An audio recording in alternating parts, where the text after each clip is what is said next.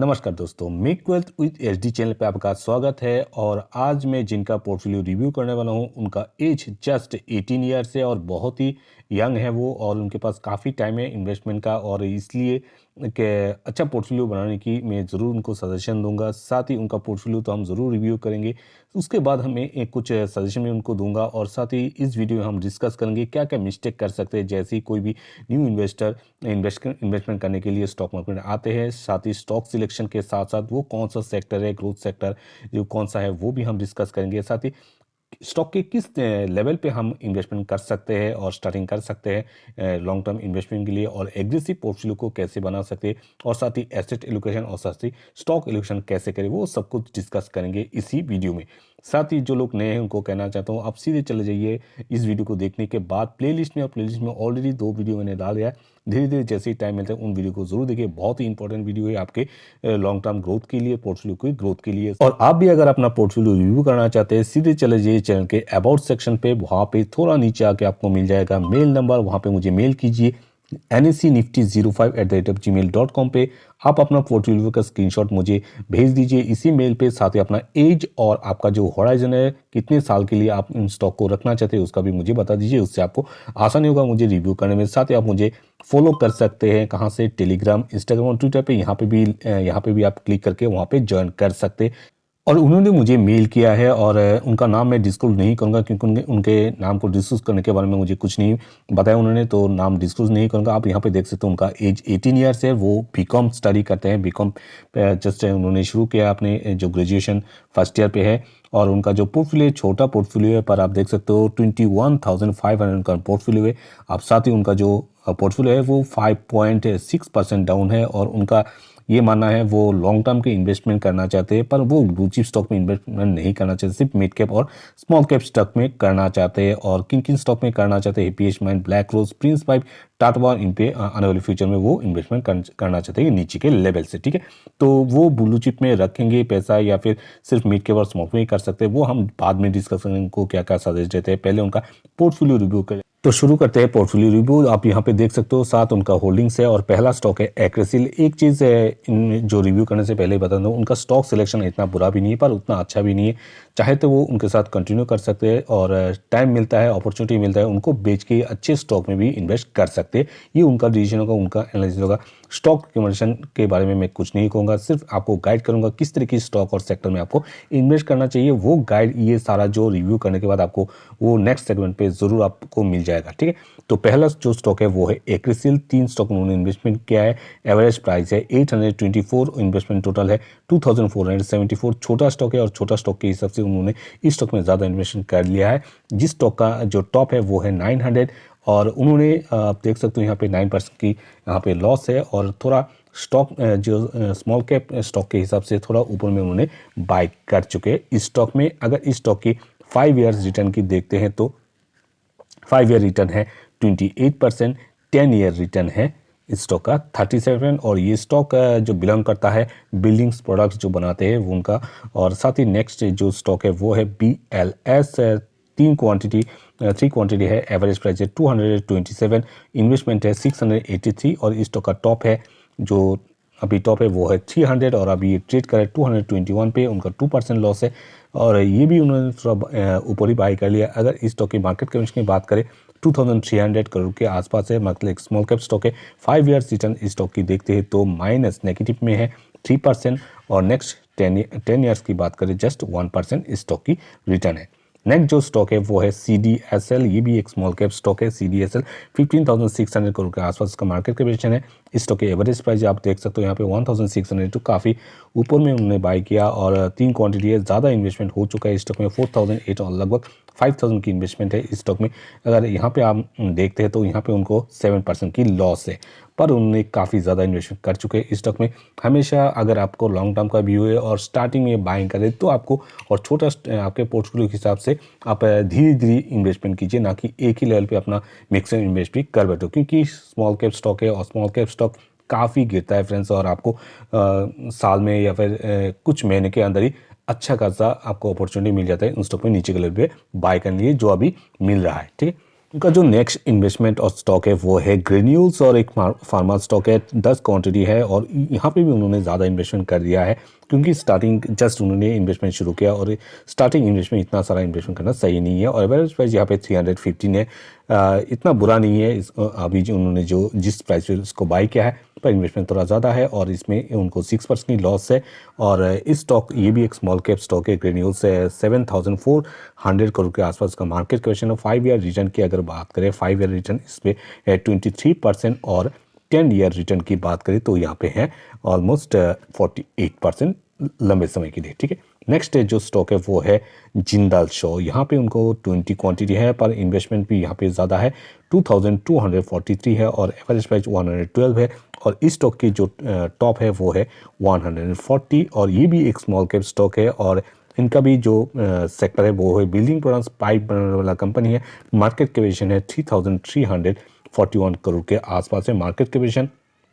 अगर इस स्टॉक में उनका जो परफॉर्मेंस देखते हैं तो वहाँ पे इनको 6% की लॉस है और उनका जो अभी ट्रेड कर रहा है 104 के प्राइस पे और इस स्टॉक का अगर 5 ईयर्स रिटर्न की बात करें तो 5 ईयर्स इस स्टॉक में रिटर्न निकल के दिया है 16%। क्यों इससे बेहतर स्टॉक अभी भी अवेलेबल है मार्केट में और ज़रूर उनको आप ट्रैक कीजिएगा। नेक्स्ट है 10 ईयर्स की बात करें तो 10 ईयर्स नेगेटिव में है -1%। ठीक है, तो चलते बने नेक्स्ट। आगे बढ़ने से पहले एक चीज़ और कहना चाहता हूँ कि आपका एज अभी कम है और इस एज में आपका स्टॉक सिलेक्शन इतना बढ़िया होने के चांसेस बहुत ही कम है, तो थोड़ा और टाइम लीजिए स्टॉक मार्केट में, 1-2 साल और स्पेंड कीजिए स्टॉक मार्केट में। उससे आपको नॉलेज होगा और नॉलेज के साथ साथ आपका स्टॉक सिलेक्शन भी बहुत ही अच्छा होगा। और इससे बचने के लिए एक ही चीज़ कहना चाहता हूँ, रिस्क मत लीजिए अभी और थोड़ा थोड़ा ही इन्वेस्ट कीजिए स्टॉक मार्केट में, ज़्यादा इन्वेस्टमेंट करने की ज़रूरत नहीं है और देखिए सीखिए, उसके बाद आप एक अच्छा खासा पोर्टफोलियो बना सकते हैं फ्यूचर के ग्रोथ के लिए। अभी जस्ट ट्रैक कीजिए और स्टॉक सिलेक्शन अच्छा होना होगा फ्यूचर के ग्रोथ के लिए। बिना स्टॉक सिलेक्शन के आप कितना भी रिसर्च कर लो वो बेकार है। ठीक है, तो नेक्स्ट जो स्टॉक आप लोगों ने चुना है वो है MCX और 2 क्वांटिटी है यहाँ पे और एवरेज प्राइस यहाँ पे है 1570, 2 क्वांटिटी है और पर आप देख सकते हो इन्वेस्टमेंट बहुत ही ज़्यादा हो चुका है। एक क्वांटिटी लेते तो सही था और 1554 है। अगर नेक्स्ट स्टॉक की बात करें तो वो है टाटा मोटर्स, 512 है और जहाँ पे इन्वेस्टमेंट है 5000, बहुत ही ज़्यादा इन्वेस्टमेंट है आपका और जहाँ पे 3% लॉस है। टाटा मोटर्स के बारे में एक चीज़ कहना चाहता हूँ, ये एक लॉन्ग टर्म इन्वेस्टमेंट के लिए सही नहीं है। जो मैक्सिमम टाइम पे 2 साल या 3 साल के लिए जो इन्वेस्टमेंट करना चाहता है टाटा वह सही है, पर ज़्यादा लंबे समय के लिए इन्वेस्टमेंट की सही नहीं है। क्यों सही नहीं है? अगर इसकी बात करें, इसका टॉप आप सोच सकते हो कि अभी इसका टॉप 525 है, पर ऐसा नहीं, इसका टॉप है 600, वो भी 2015 में उसने अपना टॉप लेता है। उसके बाद उसमें कंटिन्यू गिरावट चला, उसके बाद आप देख सकते हो अभी रिसेंटली उसके न्यूज़ के कारण ही उसमें अभी ये जस्ट जो 2015 का टॉप है उसके आसपास ये घूम रहा है और शायद 2-3 साल और 4 साल ये चल जाए, पर लॉन्ग टर्म के लिए ये सही नहीं होगा। जो लोग नीचे के लेवल से बाय करके है बैठे हैं उनके लिए सही है, पर बाकी मैं इसको इतना प्रेफर नहीं करता लॉन्ग टर्म के लिए। एटलीस्ट इस स्टॉक को आप स्किप कर सकते हो। साथ ही आपके पोर्टफोलियो में जो मैंने देखा है कि एक ही सेक्टर से काफ़ी स्टॉक है इंक्लूडेड है, उससे आप थोड़ा अभी बचिए। अभी हर एक सेक्टर से अच्छे स्टॉक को ही आप चुनिए और उस पर इन्वेस्ट कीजिए थोड़ा थोड़ा करके, ऐसे नहीं कि और जो भी स्टॉक आप चुनेंगे अभी उन स्टॉक का प्राइस भी थोड़ा कम होना चाहिए, उससे आपका जो इन्वेस्टमेंट है वो भी कम होगा और आप अगर किसी गलती से अगर आपका जो स्टॉक सिलेक्शन गलत भी होता है तो आपका ज़्यादा लॉस भी नहीं होगा। ठीक है, और सबसे इंपॉर्टेंट, अभी तक अगर चैनल को सब्सक्राइब नहीं किया, चैनल को सब्सक्राइब करके बेल को जरूर दबा दीजिए। साथ ही ग्रोथ में किस लेवल पे आपको बाय करना चाहिए या फिर स्टॉक अगर आपके बाइंग प्राइस से नीचे आ जाता है किन लेवल पे उनको बाय करना चाहिए, मतलब स्टॉक में एसआईपी कैसे करना चाहिए सही तरीके से, वो जानना चाहते हैं नीचे कमेंट्स में ज़रूर बता दीजिएगा। हो सके तो मैं आपको नेक्स्ट वीडियो में उसके ऊपर वीडियो बना दूंगा या फिर एक फ्रेश वीडियो उसके ऊपर बना दूंगा। तो मैक्सिमम बिगिनर्स कहाँ पे मिस्टेक्स करते हैं? Without knowledge intraday penny stock और ऑप्शन में ट्रेड करके, जहाँ पे कौन लोग यहाँ पे जो अच्छा खासा पैसे कमाते हैं, जो लोग फुल टाइम ट्रेडर है वही इस पे पैसे कमाते हैं। जो लोग हाफ टाइम ट्रेडर है, मतलब जस्ट जॉब भी करते हैं या फिर स्टडी करते हैं और बीच बीच में उनको मौका मिलता है तो थोड़ा इंट्राडे कर लेते हैं, थोड़ा ऑप्शन बाय कर लेते हैं। कभी कभी उनको अच्छा पहली बार तो उनको प्रॉफिट होगा ही पक्का, जो भी पहला इंट्राडे करेगा ऑप्शन बाय करेगा उनको पहली बार प्रॉफिट होगा। जैसे ही एक बार नुकसान शुरू हो गया ना, अब तो बाद में वो नुकसान करता ही जाता है और अपना सारा कैपिटल इसमें गवा देता है। ठीक है, तो ये सब नहीं करना चाहिए। आपको स्टॉक मार्केट में टाइम देना होगा, धीरे धीरे सीखिए और एक ऐसा सर्टेन अमाउंट आप इन्वेस्ट कीजिए। जैसे 5000 आपने लिया और 5000 की सीखने की कोशिश कीजिए। हाँ, धीरे धीरे मैं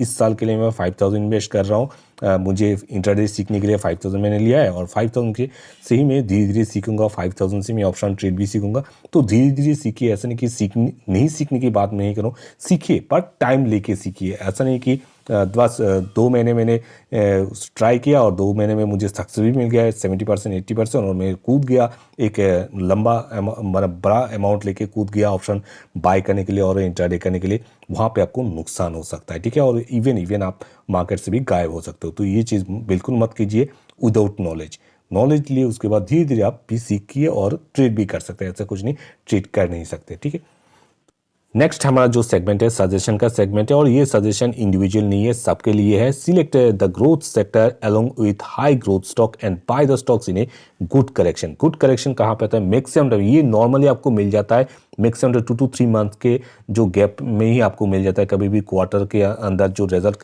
खराब होता है किसी भी स्टॉक में, वहाँ से आपको लार्ज कैप स्टॉक भी 15 to 20% करेक्शन पे आपको मिल सकता है और मिलता भी है और अभी भी मिल रहा है। ठीक है, तो नेक्स्ट जो है मिड कैप स्टॉक, आपको मैक्सिमम टाइम 25 to 40% करेक्शन पे आपका कोई भी आपका जो फेवरेट स्टॉक हो, अब इंतजार कीजिए 6 मंथ लगता है, 5 मंथ लग सकता है या फिर 1 साल लग सकता है। वहाँ पे भी आपको अपॉर्चुनिटी मिलता है नीचे के लेवल पे बाय करने के लिए, फिर 25 to 40% करेक्शन पे वहाँ पे आप जरूर बाय कीजिए। तो इस तरह अपॉर्चुनिटी का इंतजार कीजिए जो लोग इन्वेस्टमेंट कर रहे हैं लॉन्ग टर्म के लिए। नेक्स्ट है स्मॉल कैप स्टॉक का। स्मॉल कैप स्टॉक भी आपको 30 to 50% करेक्शन पे आपको मिल जाता है मैक्सिमम टाइम। ठीक है, तो फिर स्टॉक किसी भी स्टॉक को ऊपर बाय करने की क्या जरूरत है?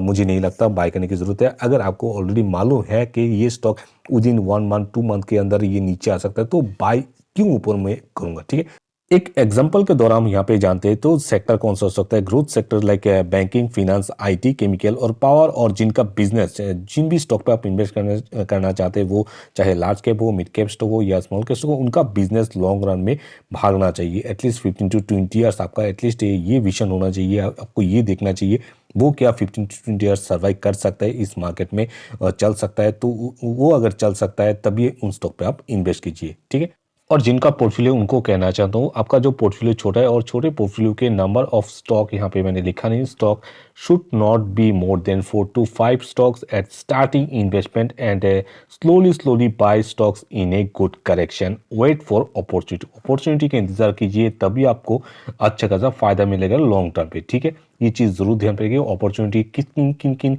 लेवल पे अपॉर्चुनिटी मिल सकता है ऑलरेडी मैंने पिछले सेगमेंट में बता दिया आपको।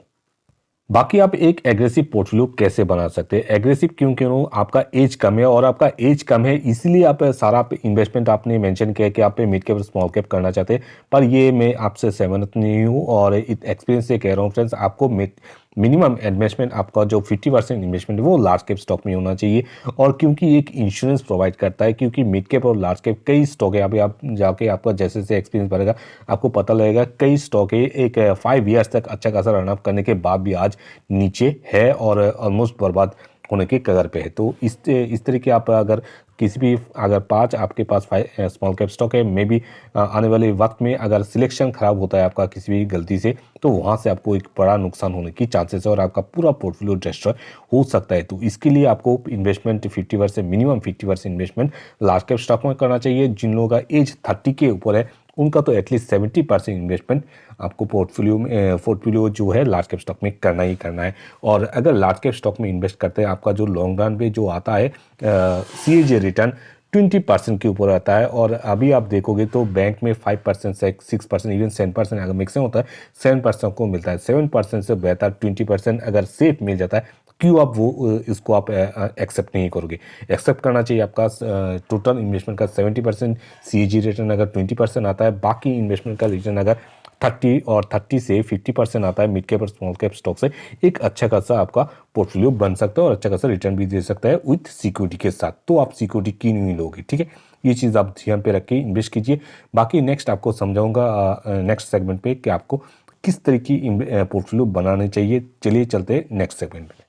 अभी आपका जो पोर्टफोलियो है उसका एसेट एलोकेशन कैसा होना चाहिए वो मैं आपके साथ शेयर करना चाहता हूँ। साथ ही आपका जो पोर्टफोलियो है वहाँ पे जितने भी स्टॉक्स है वहाँ से किन स्टॉक को आप फ्यूचर में आप कंटिन्यू कर सकते हैं, वो लास्ट जो सेगमेंट है वहाँ पे आपको मैं डिस्कस करके आपको दूंगा।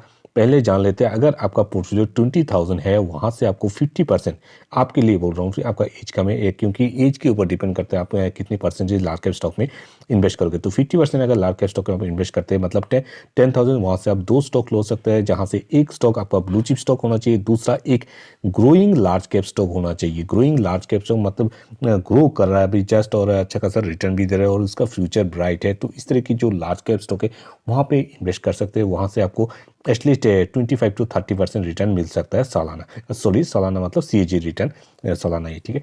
तो नेक्स्ट है 50% आपको मिड कैप और स्मॉल कैप स्टॉक में डालना चाहिए, जहाँ से आपका जो टोटल जो स्टॉक्स होना चाहिए वो 3 होना चाहिए। शॉर्ट टर्म इन्वेस्टमेंट के लिए बोल रहा हूँ, धीरे धीरे इन स्टॉक वहाँ से आपका जैसे जैसे कैपिटल इन्वेस्टमेंट ज़्यादा होगा वहाँ से आप इसको इंक्रीज भी कर सकते हैं। अच्छा खासा अगर बना लेते हैं 4 to 5 लाख या 6 लाख या इवन विदिन 10 लाख के अंदर, तो आप इसमें 10 to 12 स्टॉक भी इंक्लूड कर सकते हैं अपने पोर्टफोलियो में। पर शॉर्ट टर्म के लिए आप धीरे धीरे इन्वेस्ट कीजिए और जितना कम इन्वेस्ट स्टॉक में इन्वेस्ट करेंगे वही अच्छा है, और नीचे के लेवल के लिए इंतजार कीजिए, नीचे के लेवल के लिए, ठीक है।